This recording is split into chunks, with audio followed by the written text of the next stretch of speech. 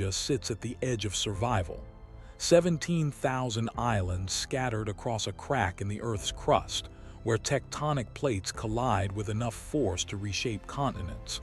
This isn't a country that exists despite danger. It's a country that exists because of it. Most people know one name: Bali. They see temples and beaches, sunsets and surf breaks. But Bali is less than 1% of what Indonesia actually is. And if that's where your understanding stops, you've missed something far stranger. A nation that shouldn't work, held together by forces most countries would call catastrophic. This is the largest archipelago on Earth, a chain of land stretching over 5,000 kilometers, wider than the distance from New York to Los Angeles. And yet somehow, it functions as one country. Over 275 million people speaking more than 700 languages, unified under a single principle: Bhinneka Tunggal Ika, unity in diversity. But unity doesn't mean uniformity.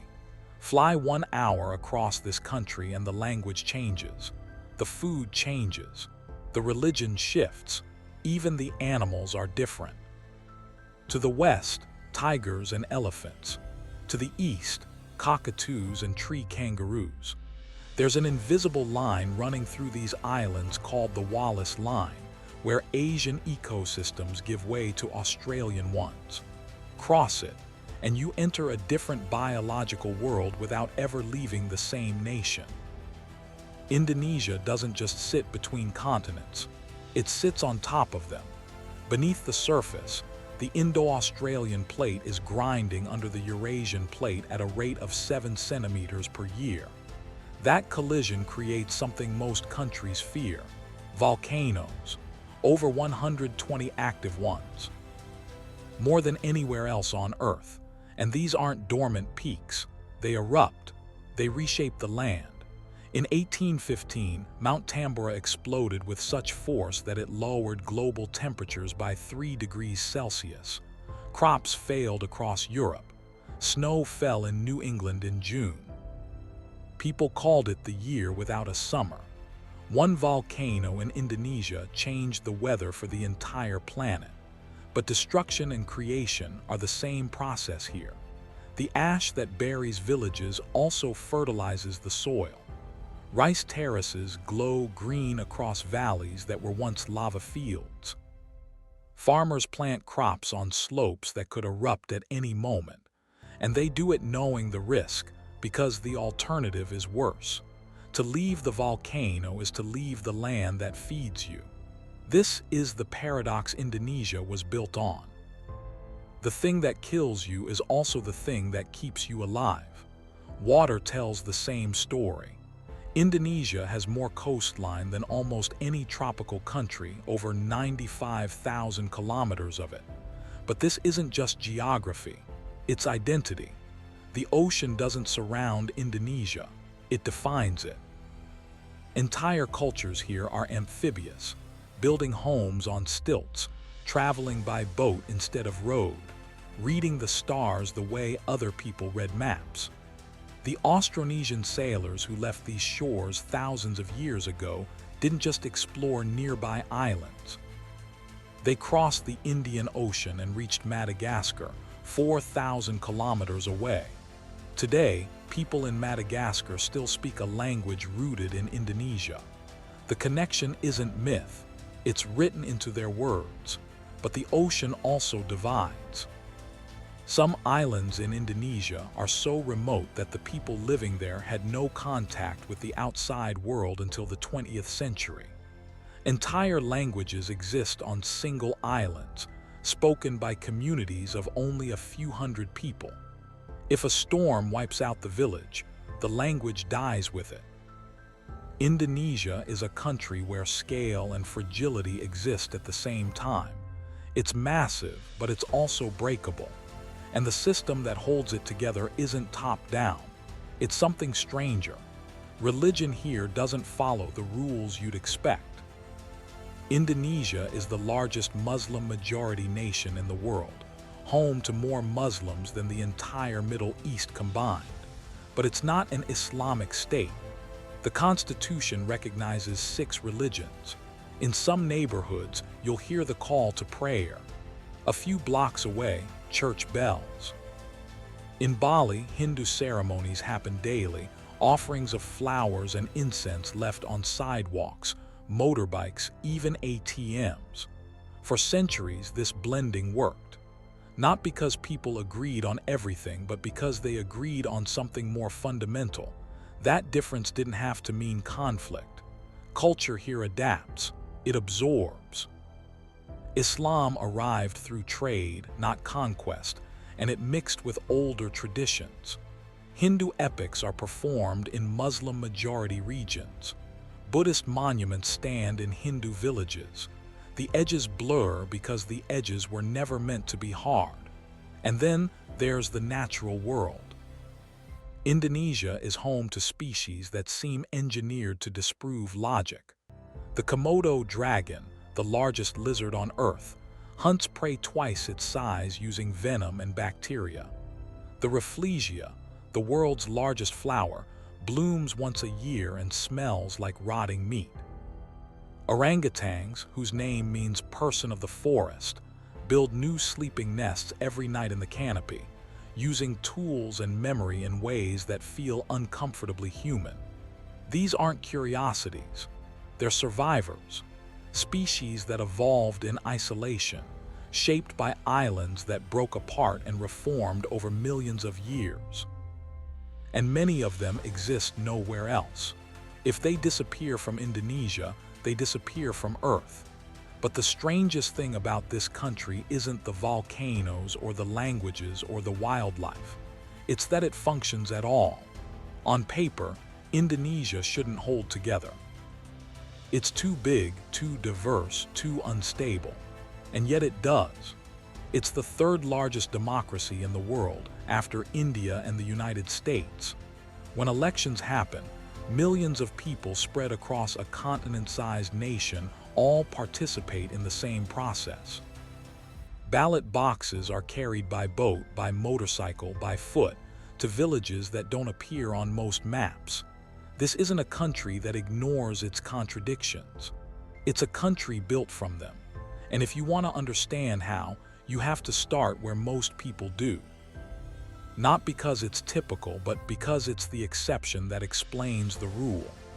Bali is Indonesia's best-known illusion. It looks like paradise, and in many ways it is. But it's not representative. It's an anomaly. Over 80% of Bali's population is Hindu, in a country where 90% of people are Muslim.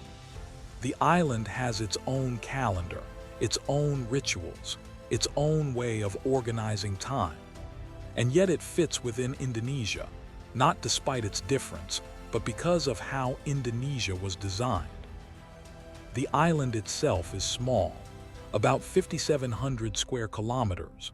You can drive from one coast to the other in 3 hours, but within that space, the landscape shifts constantly. In the south, beaches like Kuta and Seminyak are packed with surf shops and hotels.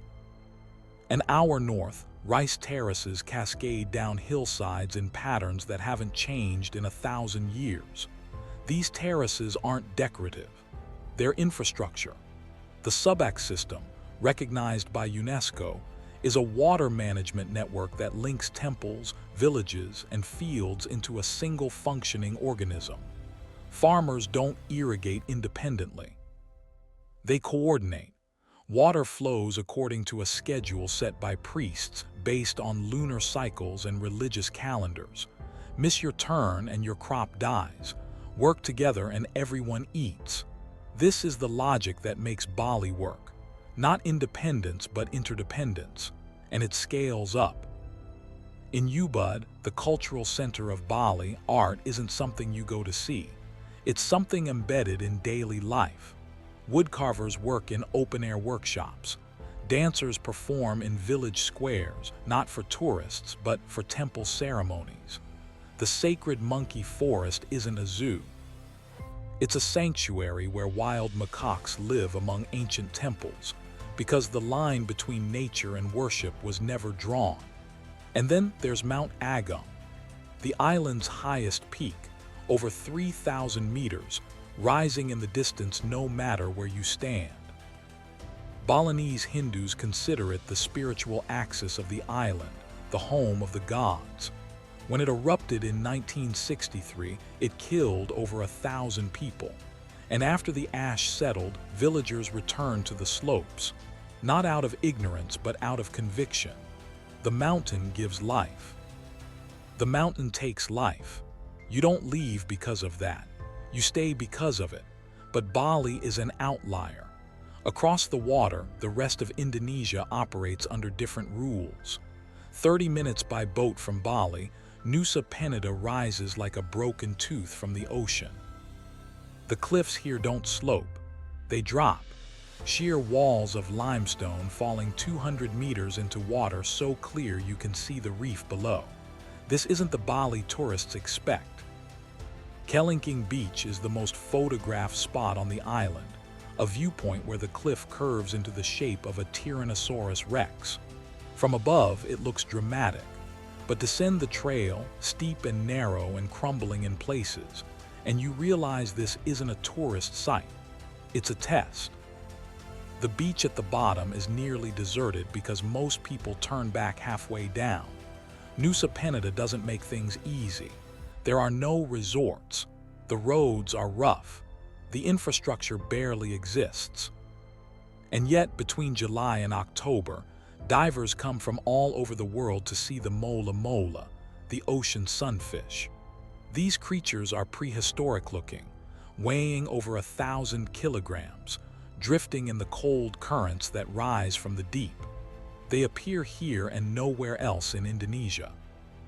The island is harsh, but it's also irreplaceable.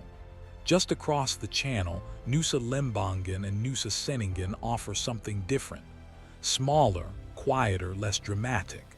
Together, they cover only 12 square kilometers. You can walk from one end to the other in an hour, but the rhythm here is slower. For generations, these islands survived on seaweed farming, their shores lined with green and red fronds drying in the sun.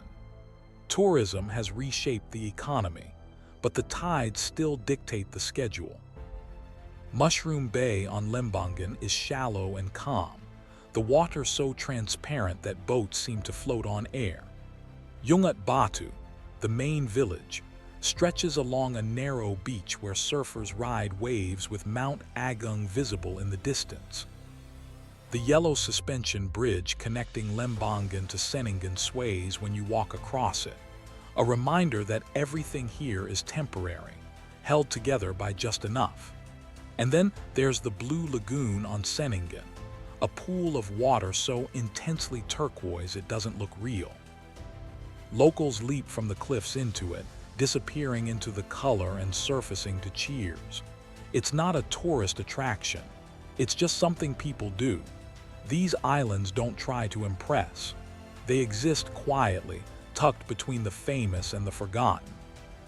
Further east, the Gili Islands offer a different kind of quiet. Gili Trawangan, Gili Meno, and Gili Air sit northwest of Lombok, each just a few kilometers wide. What makes them unusual isn't their size. It's the absence of engines.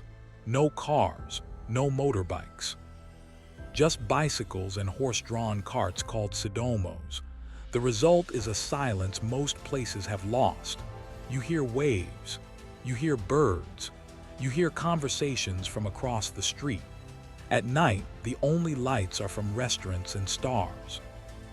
Gili Trawangan is the most developed, with beach bars that fill at sunset. Gili Air balances tourism with local life. Gili Meno is the quietest. Its beaches nearly empty even at midday. But all three share something else, the underwater world. The reefs surrounding the Gilis are dense with life. Sea turtles glide past snorkelers like they're used to the company. Schools of fish move in synchronized patterns. The water is warm, clear, and shallow enough that you don't need to dive deep to see everything. But beyond the charm, there's a question these islands raise. How long can simplicity last when more people keep arriving? 12:59 p.m. Lombok itself offers an answer to that question, though not a comforting one. The island sits directly east of Bali, roughly the same size, with beaches just as beautiful and culture just as rich. But it never became Bali. Tourism came, but it didn't dominate. And rising from the island's center is the reason why. Mount Rinjani stands at 3,726 meters, the second highest volcano in Indonesia. It's not just a mountain, it's a pilgrimage. Climbers spend 2 or 3 days ascending through jungle, savanna, and volcanic rock to reach the crater rim. The trail is steep. The air thins. At night, temperatures drop below freezing, but the summit reveals something worth the effort. Inside the crater sits Segara Anak, a lake 6 kilometers wide, filling the caldera with water so blue it looks artificial. And rising from the center of that lake is another volcano, Mount Barujari, a volcano within a volcano, still active, still smoking. The lake formed after a massive eruption thousands of years ago, and Barujari is the new cone growing in its place. It's a reminder that nothing here is finished. The mountain is still building itself. For the Sasak people, Lombok's indigenous population, Rinjani is sacred. Pilgrims climb to the crater's edge to leave offerings, believing the mountain connects the physical world to the spiritual one. Hindu and Muslim traditions both honor it, despite their differences. The mountain doesn't belong to one group. It belongs to everyone because its power doesn't discriminate. From the summit on clear mornings, you can see across the strait to Bali in the west and Sumbawa in the east. The view makes it clear. Indonesia is not one landscape. It's a sequence of them, each distinct, each connected by water. Sumbawa is where that sequence becomes harsher. The island is large, about 15,000 square kilometers, roughly the size of Hawaii's Big Island, but it's far less populated. Much of the interior is mountainous and dry. Villages are scattered. Roads are rough. Tourism is minimal. Surfers know Sumbawa for Lakey Peak, a wave that breaks with mechanical consistency along the southern coast. But beyond the surf camps, the island feels untouched. Rice fields stretch between hills. Buffalo graze near rivers. Life moves at the pace it always has. And in the north, Mount Tambora rises. Or rather, what's left of it. The mountain today is just over 2,800 meters tall. Before 1815, it was over 4,000. The eruption that year was the most powerful in recorded history. It ejected so much ash into the atmosphere that it blocked sunlight across the northern hemisphere. Temperatures dropped. Crops failed. Tens of thousands died from starvation in Europe and North America. The caldera left behind is 43 kilometers across. Standing on the rim, you're looking into a wound the Earth inflicted on itself. The scale is incomprehensible, and yet people live on the slopes. They farm the soil. They rebuild after every tremor. Because this is what Indonesia teaches. That survival means returning to the place that tried to kill you. East of Sumbawa, the islands become stranger. The landscape dries out. The vegetation thins. And on one small island, something walks that shouldn't exist outside of prehistory. Komodo dragons are not metaphorical. They're real, over 3 meters long, weighing up to 90 kilograms, with jaws strong enough to crush bone. They hunt deer, wild boar, even water buffalo. Their bite delivers venom that prevents blood clotting, and bacteria in their saliva causes infections that weaken prey over days. They don't need to kill immediately.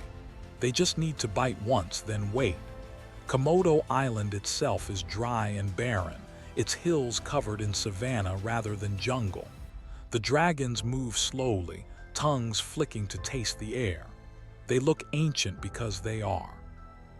Evolutionary relics from a time when giant reptiles ruled these islands.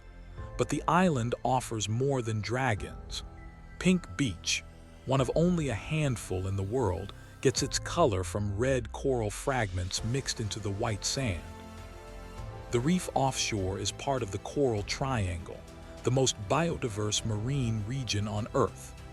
Divers come here for manta rays, their wingspans wider than cars, gliding through channels where currents collide. And just offshore, Padar Island rises in a formation so striking it's become one of Indonesia's most iconic images. 3 bays curve around the island's ridges, each with sand of a different color: white, black, and pink. The trail to the summit is steep, exposed to the sun, without shade. But from the top, the view is overwhelming.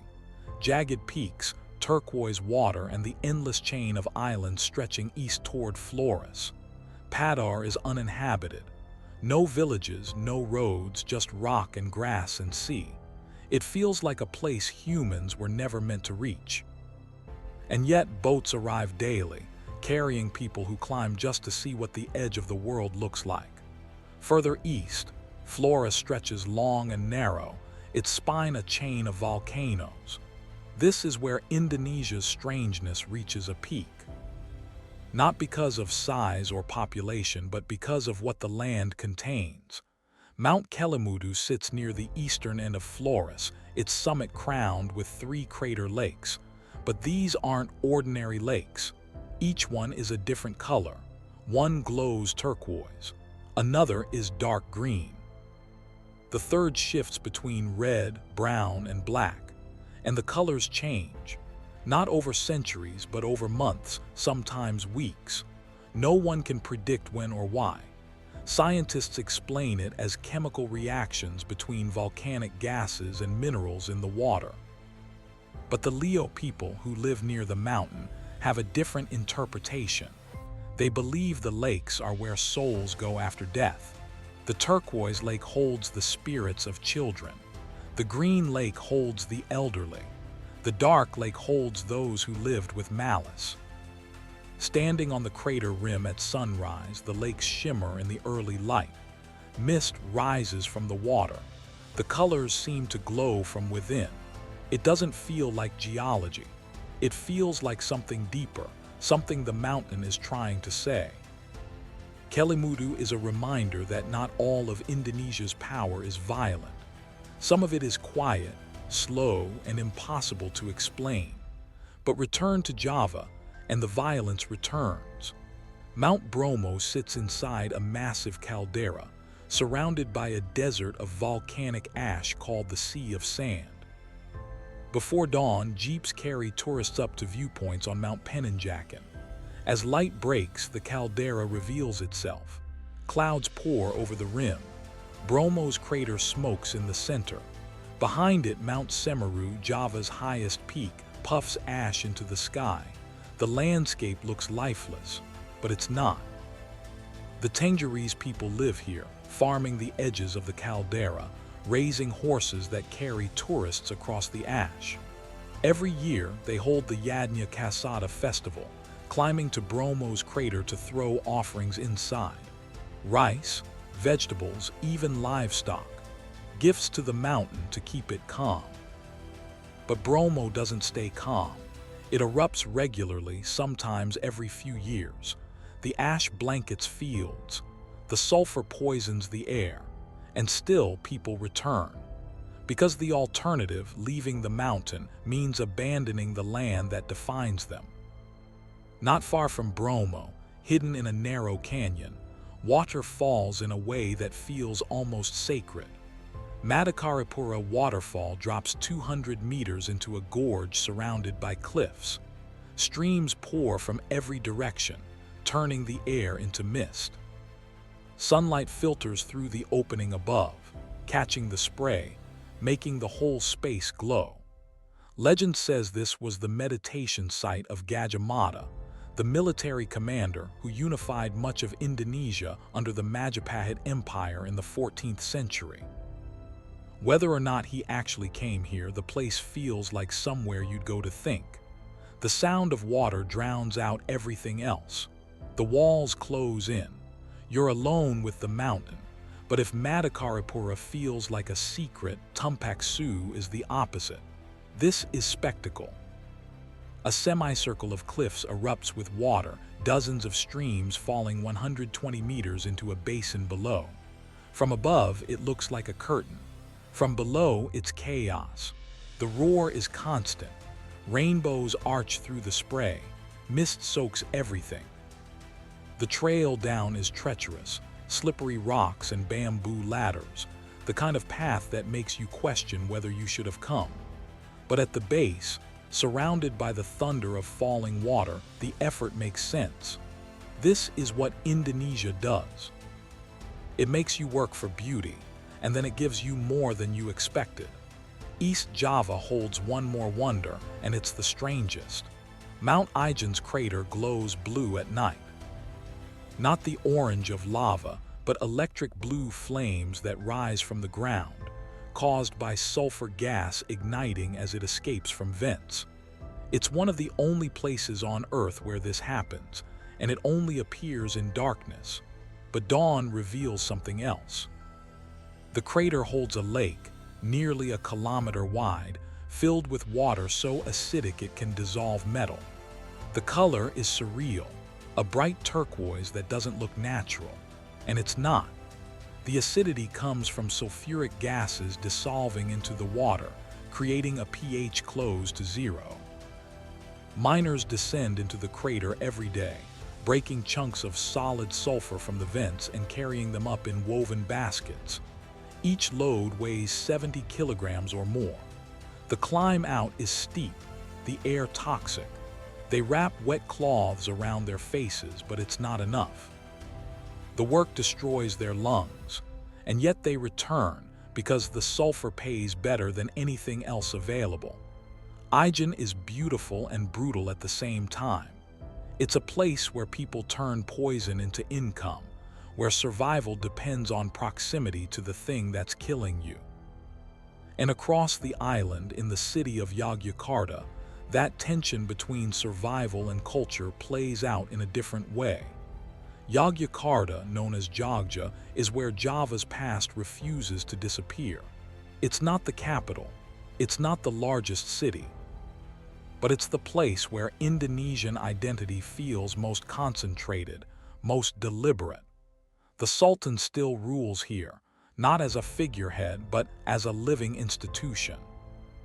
The Kraton, the royal palace, sits at the center of the city, its walls enclosing courtyards where gamelan orchestras rehearse and dancers practice movements passed down for generations. This isn't a museum. The Sultan lives here. His family lives here. Court ceremonies continue as they have for centuries, following calendars that don't align with the modern world. And the city bends around this. Streets radiate from the palace. Markets orient themselves toward it. Even the new districts, filled with universities and shopping malls, acknowledge the Kraton's presence. Malioboro Street, the commercial heart of Yogyakarta, pulses at night. Batik shops line the sidewalks. Street vendors sell nasi kucing, small portions of rice wrapped in paper, cheap and filling. Becak drivers, pedaling three-wheeled rickshaws, weave through traffic. Students gather at Angkringan stalls, drinking ginger tea and talking until dawn. The energy is dense, but it's not chaotic.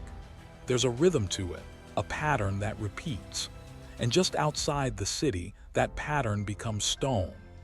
Borobudur was built in the 9th century during the Sailendra dynasty, when Java was a center of Buddhist learning.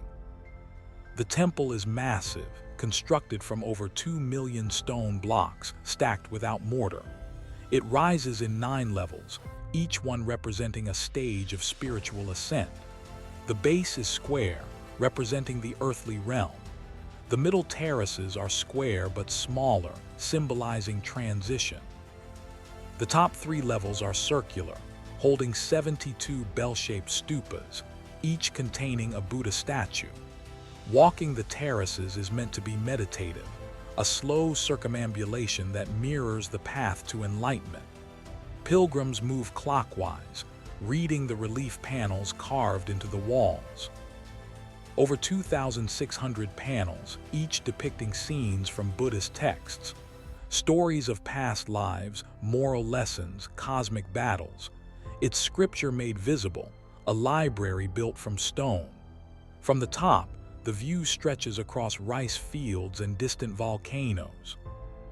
On clear mornings, the peaks of Merapi, Merbabu, and Suming rise on the horizon. The temple was designed to align with them, to sit within a landscape of sacred mountains. But Borobudur didn't last. Sometime in the 10th or 11th century, it was abandoned. Volcanic eruptions buried it under ash. Jungle grew over the stones. For centuries, it disappeared. Locals knew something was there, a hill covered in vegetation, but the structure itself was forgotten. It wasn't rediscovered until 1814, when British colonial officials began excavating. Today, Borobudur is one of the most visited sites in Indonesia. But it still feels quiet. The scale absorbs the crowds. You can stand on the upper terraces and feel alone, surrounded by stone Buddhas gazing outward, unmoved by time. Just an hour away, Prambanan tells a different story. Where Borobudur is horizontal, Prambanan is vertical. The central temple rises 47 meters, its spires sharp and ornate, dedicated to Shiva. Flanking it are smaller temples to Vishnu and Brahma. Together, they form the largest Hindu temple complex in Indonesia, built around the same time as Borobudur. The contrast is deliberate. Java in the 9th century was a place where Buddhism and Hinduism coexisted, sometimes within the same royal family. Temples were built not to compete, but to demonstrate devotion, and the carvings here reflect that. The walls of Prambanan are covered with scenes from the Ramayana, the epic tale of Rama and Sita, their exile, abduction, and eventual reunion. Every panel is detailed, every figure expressive. But Prambanan, like Borobudur, didn't survive intact. Earthquakes shattered the towers. Stones collapsed. For centuries, it lay in ruins. Restoration didn't begin until the 20th century, and even now, not all the temples have been rebuilt. Some remain piles of stone, waiting for archaeologists to piece them back together. What both temples prove is that Java was once a center of something larger. Not just political power, but cultural ambition. The dynasties that built these monuments commanded resources, labor, and knowledge on a scale most kingdoms never reached. And then they vanished, leaving only the stones behind. But the land didn't vanish, and rising from it constantly is Merapi. Mount Merapi sits just north of Yogyakarta, close enough that you can see it from the city. It's one of the most active volcanoes in the world, erupting regularly, sometimes every few years. The name means mountain of fire, and it's earned. Pyroclastic flows, superheated clouds of gas and ash, race down its slopes at speeds over 100 kilometers per hour. Anything in their path burns or suffocates. The eruption in 2010 was the most violent in over a century. It killed hundreds. It destroyed villages. Ash blanketed Yogyakarta, turning day into twilight. And yet within months people returned to the slopes, not out of ignorance. They know the danger, but the soil is fertile. The land produces. And for many, leaving Merapi means losing everything. The Javanese believe the mountain is inhabited by spirits. The Sultan of Yogyakarta, who also holds the title of spiritual guardian, makes offerings to the mountain each year. These rituals aren't folklore. They're taken seriously, even by people who consider themselves modern. Because Merapi's behavior isn't predictable. It can stay quiet for years, then erupt without warning. And when it does, the only thing that might save you is knowing when to leave. But not everyone leaves. Some stay on the slopes as lookouts, watching the crater, interpreting the signs. Increased tremors, changes in the color of the smoke, the way birds behave. This knowledge isn't written down. It's passed through generations, learned by living close to the mountain. And off the northern coast of Java, far from volcanoes, another kind of isolation persists. The Karimanjawa Islands are scattered across the Java Sea, 27 islands in total, most of them uninhabited. Getting there requires a ferry from Semarang or Jepara, a journey that can take several hours depending on the sea. The islands are part of a marine national park, protected from development, which means they've stayed quiet. Beaches here are empty. The sand is white, the water shallow and clear. Starfish the size of plates rest on the seabed. Snorkelers drift over coral gardens, watching clownfish dart between anemones. Divers explore shipwrecks, their hulls now encrusted with coral, becoming part of the reef. Fishermen still work these waters, setting out before dawn in painted wooden boats. Their catches feed both locals and the few tourists who make the trip. Life on Karimanjawa follows the tides, the seasons, the weather. There's no rush. There's nowhere else to be. But from this quiet, the journey shifts east, not to more islands, but to the center of Indonesia's contradictions. To the city that represents both the country's ambitions and its failures. Jakarta is chaos organized just enough to function. Over 30 million people live in the greater metropolitan area, making it one of the largest urban zones in the world. The traffic is legendary, not as an exaggeration but as a fact. Commutes of 3 or 4 hours are normal. Motorcycles weave between cars. Street vendors sell food from carts in the medians. The city doesn't stop moving, even when it's stuck. Skyscrapers rise in clusters, glass towers that reflect the wealth concentrated in certain districts. But drive a few kilometers and the landscape changes. Kampungs, dense urban villages, spread along rivers and rail lines. Homes are stacked close, sometimes built on stilts over water. The contrast is stark, not hidden but integrated into the city's fabric. Jakarta is also sinking. In some areas, the ground drops 25 centimeters per year, one of the fastest rates in the world. The cause is groundwater extraction. As the city grew, wells were drilled to supply water. But the aquifers beneath Jakarta are finite. As they empty, the land above collapses. Northern districts, already below sea level, flood regularly. Seawalls hold back the Java Sea, but they're not permanent solutions. The Indonesian government has announced plans to move the capital to Borneo, to a new city being built from scratch. But Jakarta isn't going anywhere. It's too big, too embedded. Even if the government leaves, the city will remain, because this is where the economy is, where the infrastructure is, where millions of lives are already rooted. In Kota Tua, the old town, Dutch colonial buildings surround Fatahillah Square. These structures date back to when Jakarta was Batavia, the headquarters of the Dutch East India Company. The architecture is European, heavy and symmetrical, designed to project power. But the streets around it are Indonesian, filled with markets, street performers, and food stalls. The colonial past is visible, but it's been absorbed, repurposed. Nearby, Sunda Kelapa Harbor still operates as it has for centuries. Pinisi schooners, wooden sailing ships from Sulawesi, dock along the waterfront, their holds filled with cargo from across the archipelago. The ships are built without blueprints, using techniques passed down through generations.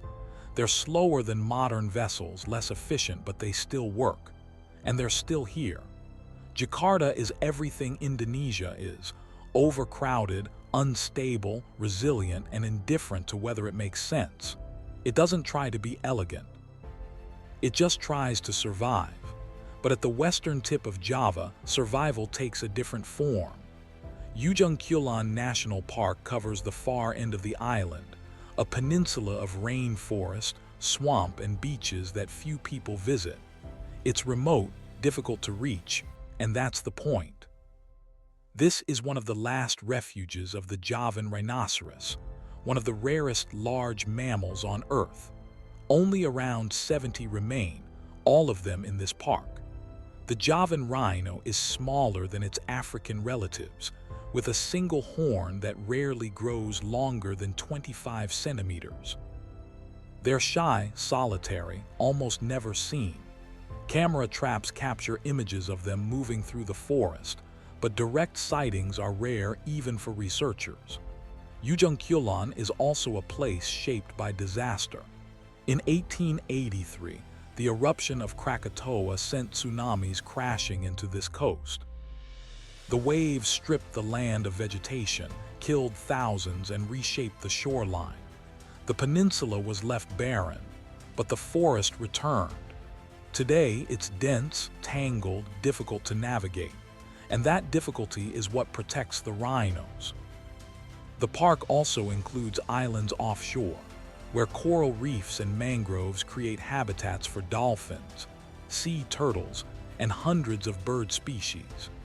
It's a sanctuary not just for one species, but for an entire ecosystem that has nowhere else to go. And off the western coast of Sumatra, another sanctuary exists, though it's built on different terms. The Mentawai Islands lie 150 kilometers off the coast of West Sumatra, separated from the mainland by deep ocean trenches. The isolation has shaped everything here. The culture, the ecology, even the way time moves. For surfers, the Mentawais are legendary. Waves like Lance's Right and Macaroni's break with mechanical perfection over coral reefs, drawing riders willing to spend days on boats just to reach them. But the islands are more than surf breaks.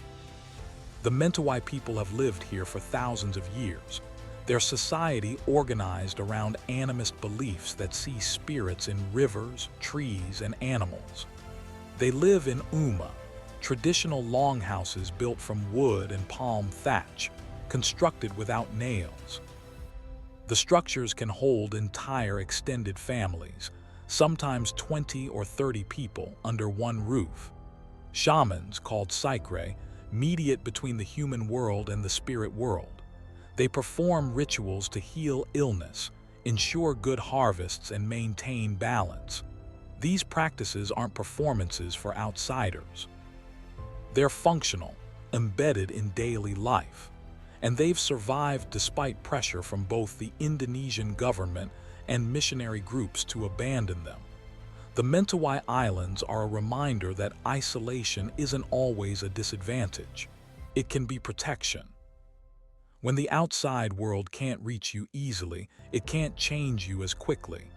But across Sumatra's interior, isolation takes a different form. Not distance, but scale.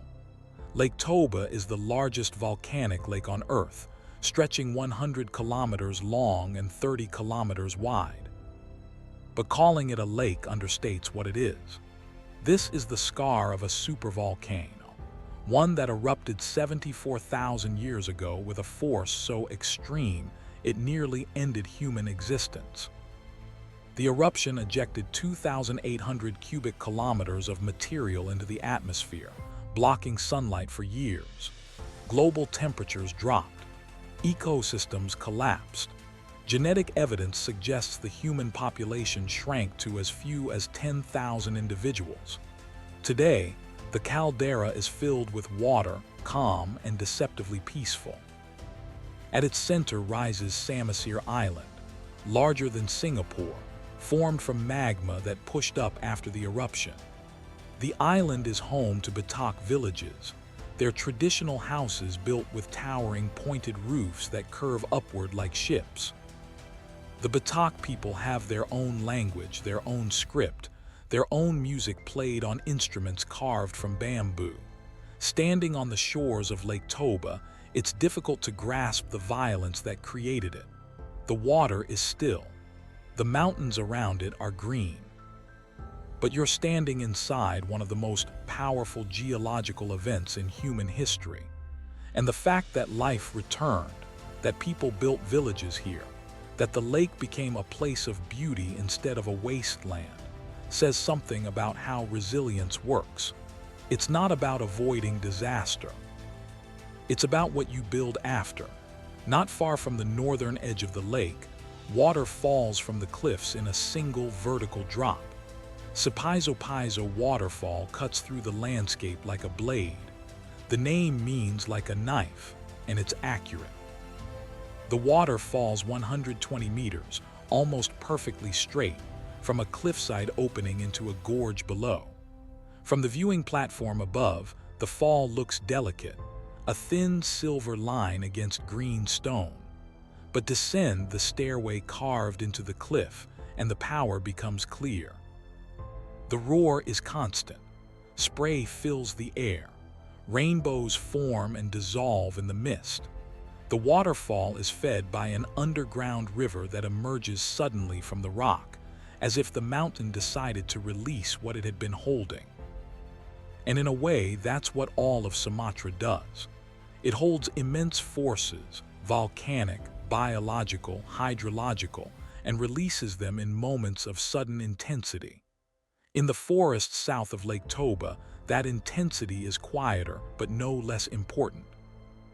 Gunung Lusur National Park covers nearly 8,000 square kilometers of rainforest, one of the last strongholds of the Sumatran orangutan. The park is part of the tropical rainforest heritage of Sumatra, a UNESCO site that also protects tigers, elephants, and the critically endangered Sumatran rhinoceros. This is one of the most biodiverse places on the planet, a forest so dense that sunlight barely reaches the ground. Orangutans here build nests in the canopy every evening, weaving branches into platforms strong enough to support their weight. Watching one construct a nest is watching intelligence in action. They select branches of the right thickness, test their flexibility, arrange them in overlapping patterns. It takes minutes, and when they're done, they settle in as if they've done this 1,000 times, which they have. But the orangutans are losing ground. Palm oil plantations push into the forest from all sides. Roads cut through habitats. Fires, often started to clear land, spread uncontrollably during dry seasons. The park is protected on paper, but enforcement is inconsistent. Rangers patrol, but they're outnumbered. Logging companies operate just outside the boundaries and sometimes inside them. Gunung Lusur is important not because it's pristine, but because it's what remains. And what remains is still worth protecting. Across the sea, on the island of Borneo, another population of orangutans faces the same pressures. Tanjung Puting National Park in central Kalimantan is accessible only by river. Visitors travel on klatak wooden houseboats that chug slowly upstream, past villages on stilts, past forests that close in on both sides. The journey takes hours, sometimes a full day, depending on how far into the park you go. At feeding stations deep in the park, orangutans swing down from the trees when fruit is brought out. Mothers carry infants clinging to their chests. Juveniles wrestle on the platforms. Dominant males, their cheek pads swollen with maturity, watch from a distance. These are semi-wild orangutans, individuals who were rescued from captivity or illegal trade and rehabilitated. The feeding stations help them transition back to the forest, but they're not fully independent yet.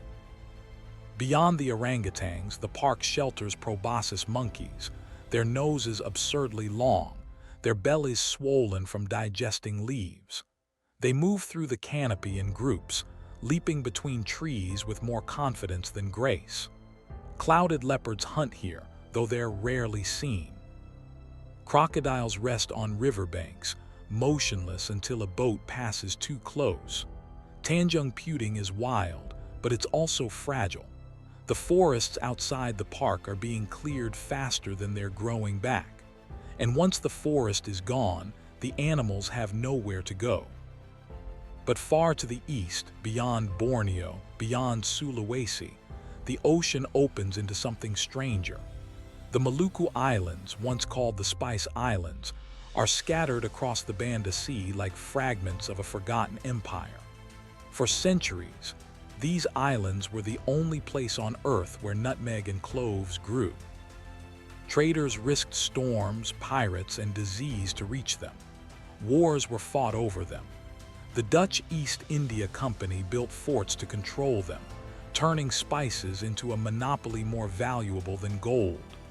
The Banda Islands, a cluster of 10 small islands, became the epicenter of this trade.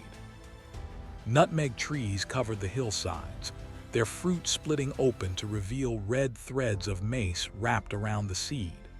The smell was so strong it drifted over the water, alerting sailors that they were close. But the wealth came at a cost. In 1621, the Dutch governor Jan Pieter Zoon Koen ordered the massacre of the Bandanese people to eliminate resistance. Thousands were killed. Survivors were enslaved or exiled. The population was replaced with plantation workers from other islands. It was one of the earliest acts of colonial genocide, driven entirely by economics. Today, the Banda Islands are quiet. The forts still stand, their walls crumbling but intact. Nutmeg trees still grow, though the spice trade no longer dominates. The islands are beautiful, their harbors sheltered, their reefs vibrant. But the history sits beneath the surface, impossible to ignore once you know it. And further east, past Maluku, the ocean becomes even richer. Raja Ampat, off the coast of West Papua, is called the crown jewel of the Coral Triangle. The name means 4 kings, referring to the main islands, Wajia, Batanta, Salawati, and Misul. But the archipelago contains over 1,500 smaller islands, many of them uninhabited, rising from the sea as limestone karsts covered in jungle. The waters here hold over 75% of the world's coral species.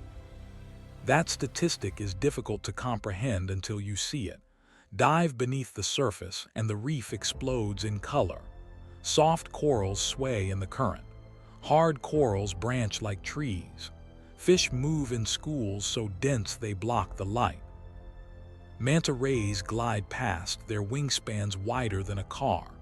Pygmy seahorses, no bigger than a fingernail, cling to coral fans. Raja Ampat is remote. Getting there requires multiple flights, then a boat, then patience.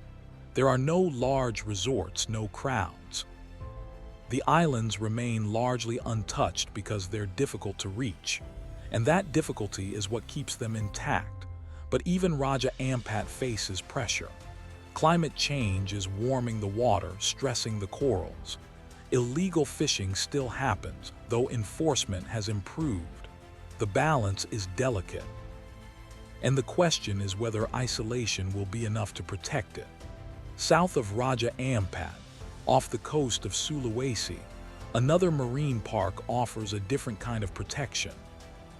Wakatobi, an acronym for the 4 main islands, Wangi-Wangi, Kalajupa, Tomia, and Binanko, is less famous than Raja Ampat but just as rich. The reefs here are pristine. Visibility often exceeds 50 meters. The coral walls drop vertically into the deep, their surfaces covered in life.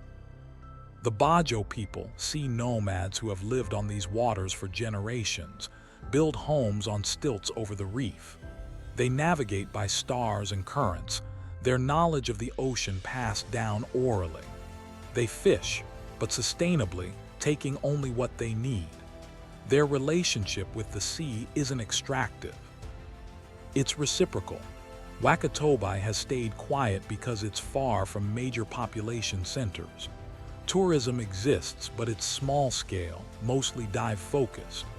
The government has designated it a national park, which provides some protection. But the real protection comes from the Bajo people, who have more reason than anyone to keep the reefs healthy. And off the coast of Sumatra, one more island chain offers a final paradox. Belitung sits between Sumatra and Borneo, an island scattered with granite boulders that look like they were placed by hand. These stones, some the size of houses, rest on beaches of white sand, creating landscapes that don't look real. Tanjung Tinggi Beach is the most famous, its boulders stacked in impossible formations, its water so clear you can see every ripple of sand beneath. The island was once known for tin mining, an industry that scarred the land. But as the mines closed, Belitung reinvented itself. The beaches became destinations, the boulders became icons. The island became a place people came to see something strange and beautiful. Offshore, small islands like Lengkuas rise from the water, crowned with a 19th century lighthouse that still operates. The beaches are empty, the water is calm. At sunset, the sky turns red and the granite glows, and for a moment it feels like the island is performing. Belitung is the quiet ending to a loud story. It doesn't shout, it doesn't demand, it just exists, strange and beautiful like so much of Indonesia. And that's the point. Indonesia is never one thing. It's volcanic and calm, dangerous and gentle, ancient and modern.